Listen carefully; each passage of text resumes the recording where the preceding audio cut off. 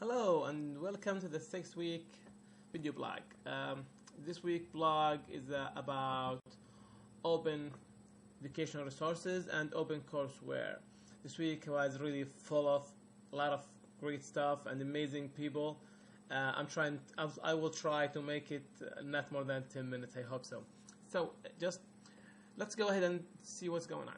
So this week we are discussing the new phenomena of open educational resources, OERs, and OCWs, the open courseware. Both of these movements have been up and coming into the educational setting that we needed to take a good look at it and talk to some really good people who knows what's going on in these areas. We started our day with a really great guest. Her name is Anya Kamentes, I think. She wrote a book about do-it-yourself university, DIYU, and she is a prominent person in the area of open educational resources and OCWs. She talked to us about all the big issues in higher education and how to approach them, including cost and access and quality of education. And she also talked about and answered a lot of our questions involving how to integrate the OERs and OCWs into higher education, and how can we count the output of these approaches, and what are the main obstacles into these aspects. And one of my two main takeaways from this week comes actually from her presentation. But let's move on to the next section of our video blog, which is the reading. We've been given a lot of readings for this week. I think so. However, mine was really good, I think, and it touched based on how to maintain and sustain mainly financial resources for digital resources, including OERs and OCWs. Now, it must be told that prior to this article or this report, the same authors came up with 12 models for sustaining digital resources online, and people and commentaries came back to them and said we would like to see them on real life, and that's what this report is all about. In this report, they are showing us how these 12 models work in real life situation, involving a lot of organization, including eBird, Stanford University, and other prestigious universities and organizations in the United States and United Kingdom. But to get to the point, they are saying that there are a lot of ways to sustain digital resources online, including grants, subscription fees, author fees, licensing, and advertisements. There are a lot of ways, but all of these comes with two aspects. The first thing that we need to know, as they mentioned in one of their in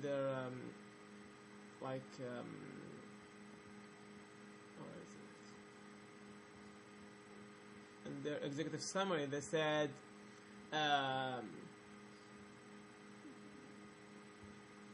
the analyst does not focus on ranking different accessibility models, nor on making predictions about whether a particular project will or will not succeed over the long term. Instead, we highlight the strength and risk of factors associated with different models in order to help inform the project leaders of important issues to consider in their own work. So what they're saying is that there is no a good or bad model to follow. It's all comes to your own specific condition and what's really needed to be done. They all has their own good advantages and disadvantages. However, you need to find your own fit from these approaches. Coming back to our week topic, we've been since it's all about exploring what's out there and what's going on in the OER and OCW's environment, we've been exploring a lot of websites. There are a lot of websites that we have went through, and it's all like great and interesting. However, I chose 3 websites that I think would help anyone who's interested in the OER movement to just take a basic understanding of what's going on and an example and maybe futuristic aspect of it. So the first website that I would like to show is the Kazal handbook. It's the OER handbook from Kazal Hub, the Center for Open and Sustainable Learning. This handbook is 280 pages, but it's really detailed, to the point, and with examples and tutorials and everything you need to know about OERs. They teach you how to create OERs, how to use them, how to license them, how to embed them into your education, and how to share them with others, what the can and the can'ts in the OER industry. They have 3 main handbooks, one for educators, one for institutions, and one for policymakers. And I thought that having these specific handbooks for each of these sections of the higher education would make a lot of sense for them to approach OER from their own point of perspective. You don't want to confuse everyone with the teacher approach from the administration approach. That's a really good thing to do. Another website that I would like to show is OCW Finder, and that was my second question. Now, I know all about OERs and OCWs, so how can I find them? Like, where are they? This website, OCW Finder, has a really comprehensive list and catalog of all available OCWs online. And they have really good ways of approaching it. You can browse by year, by discipline. You can go into tag clouds and find what you want and what is specifically for your interest. It goes more specific as you provide it with more tags and more specific words. The third website is MOM, or MOOM, Museum of Online Museums. This one is really interesting for me because I always thought that we need to inject the fun aspect into education, and since this is a new thing, why not bring MOM into the whole thing? MOM is a list of online museums. Anyone can have a museum of their own, and the website has really nice material on different museums.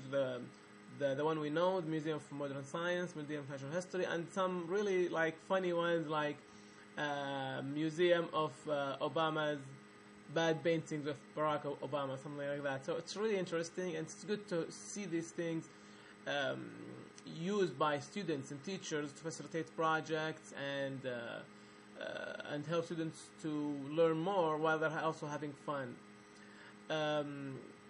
So to conclude this week's video blog, I would like to give 2 points as takeaways. The first one is that open education is coming, and OCWs, OERs are big thing nowadays, and they are coming definitely to the higher education setting and maybe K-12 also. We need to find the perfect fit for them. We don't because there is. I believe that there is no way you can reject them by just not using them, because they are going to be a huge thing in education soon. So finding the alignment of our current way of teaching and these ways of teaching and education is a really important aspect for us to do, and a lot of maybe research or maybe discussions should be about this topic. The second point comes from our guest speaker, Anya from Do It Yourself University. The main thing that I kept hearing from her is that you should never restrain yourself from exploring new ways of doing anything, including teaching and learning. You should just go for it and try to explore what's out there, try if it works or not, and see whether you might come up with the next big thing. Who knows? So just keep it going and be creative and give everything a chance to show you how it can help you, or maybe not. Who knows? So just keep trying. This is Abdullah. This is the 6th video blog for Open World class. Thanks so much for watching and have a great day.